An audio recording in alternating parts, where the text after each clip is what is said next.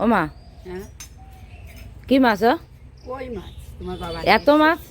এত মাছ নিয়ে তুমি এসছো, তাই তোমার বাবা নিয়ে এসছে। কই মাছ? তাহলে তুমি এক কাজ করো, এই মাছ দিয়ে তেল কই বানাও তো। ও, তেল কই খাবা? হ্যাঁ, তেল কই বানাও। আচ্ছা ঠিক আছে, তো আমি ওই উস্তাদে রান্না করতে কেননা বলবো। অনেক দিনে আমি এত বড় মাছের আনতে তেল কই খাইনি। ঠিক আছে, তেল কই বানাচ্ছে, তাহলে তোমার ছেলেকে ফোন করো।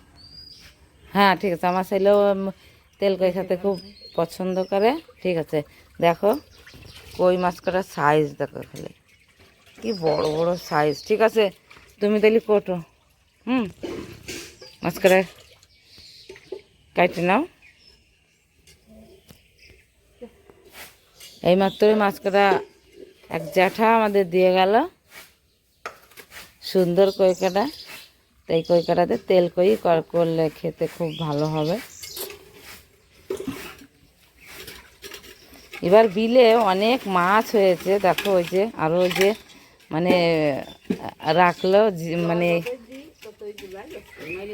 হ্যাঁ বাঁচবে না না, ওই করে কাটা হবে। আর ওই যে ওইখানে রাখা জল সঙ্গে সঙ্গে দিলি জোলা যাচ্ছে,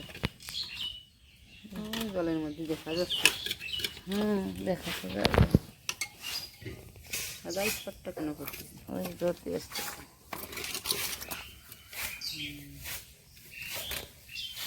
আর ঠিক আছে, কাট নাও।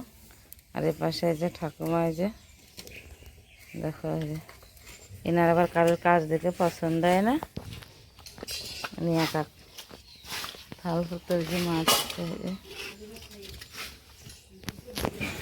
তুমি কি দেখাবা? আলুতে রান্না করবো? আমি তো তেল করে রান্নার কথা বলেছিলাম।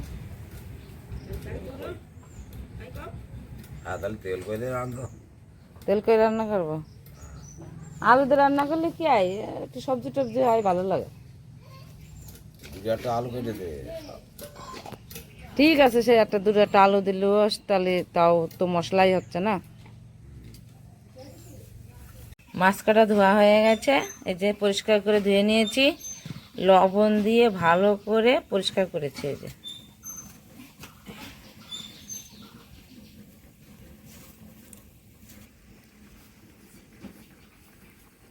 আমি দুটো আলু দেবো তরকারির ভিতর, কারণ আলু দিলে আমার একটু ভালো লাগে।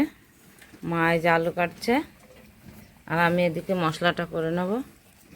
2 চামচ জিরে,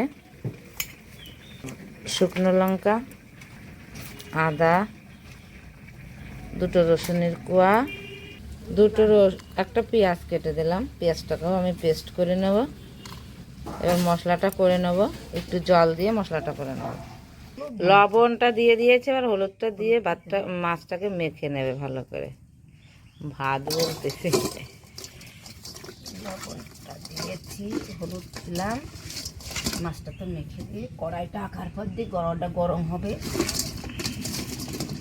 কড়াইটা গরম হয়ে গেছে, তো মাছটাকে ভেজে নেবে। দিয়ে দিলাম।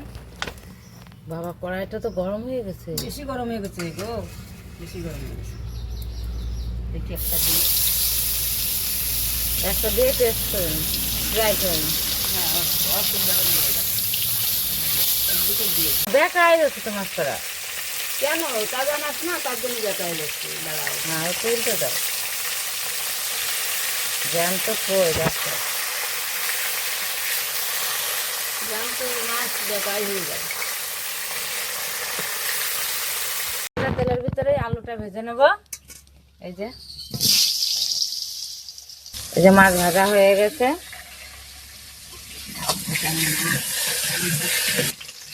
আলুটা মানে খালি মাছের যে তেল কই করব, তা আমি এবার বললাম কি যে আমার বাবাও বলেছে একটা আলু দিতে, যে মশলার সাথে একটু আলু ভেঙে নিয়ে ভাত মাখিয়ে নিলে ভালো লাগে, তার জন্য এই যে 3টে আলু দিয়ে দিয়েছে। হ্যাঁ, এবার জিরে সম্বরা দিয়ে দেবে। মাছ ভাজার তেলটা ছিল, তার মধ্যে আলু ভেজেছে, আর আলু ভাজার তেলের ভিতরে আর একটু তেল দিয়ে সম্বরা দিয়ে দেবে। এবার একই সম্বরা দিয়ে দেবে।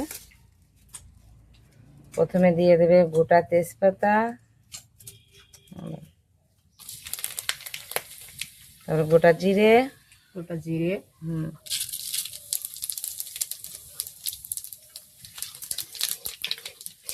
শুকনো লঙ্কা আমি পেস্ট করেছি।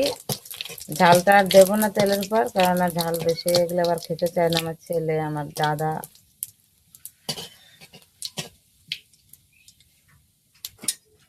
দাও, মশলাটা দিয়ে দাও।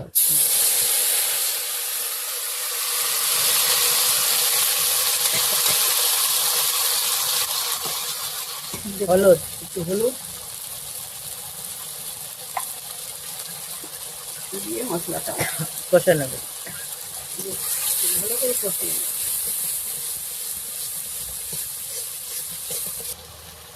আলুটা দিয়ে দিলাম। আলুটা দিয়ে দিল।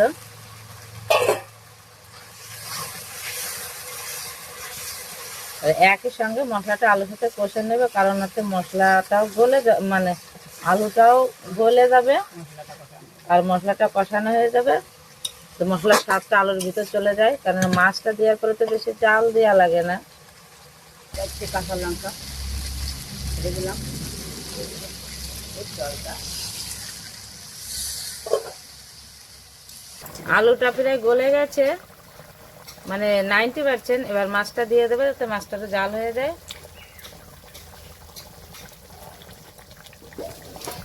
দেখো মাছ দেওয়াতে একদম পুরো কড়াইটার অর্ধেক হয়ে গেছে। দেখো কি দারুণ লাগছে দেখতে, সত্যিই ভালো লাগছে, সত্যি অসাধারণ। আজকে পেটটা ভরে ভাবছে। এই প্রথম আমার মন্ডল কিচেনে মানে কই মাছ রান্না আসছে। বন্ধুরা, অবশ্যই আমার চ্যানেলটাকে ফলো করো, আর নিত্য নতুন ভিডিও অবশ্যই দিতে থাকবো। এবার হয়ে গেছে রান্নাটা, নামিয়ে নেবো। নামিয়ে নিয়ে ভাজা জিরে বাটা দিয়ে দেবো।